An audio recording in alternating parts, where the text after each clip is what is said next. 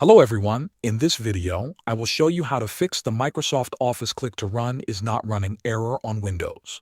First, right-click the Start button and open Installed Apps. You can also search for installed apps from the Windows search bar. In the list of installed programs, find Microsoft Office. You can scroll through the list or use the search box to find it faster.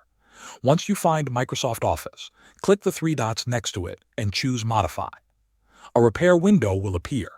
First, select Quick Repair and continue with the repair process.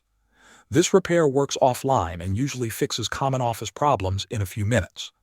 After the repair is finished, restart your computer and check if the error is gone.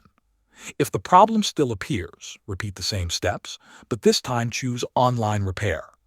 This option takes longer because it downloads fresh Office files from the internet, but it can fix deeper issues. Another method is restarting the Office service. Press the Windows key, type Services, and open it. Scroll down until you find Microsoft Office Click to Run service. Right-click the service and select Restart. If the service is stopped, click Start instead. You should also make sure Windows is fully updated. Open Settings, go to Windows Update, and install any pending updates. Missing updates can sometimes cause Office services to stop working correctly. After completing these steps, restart your PC and try opening Office again.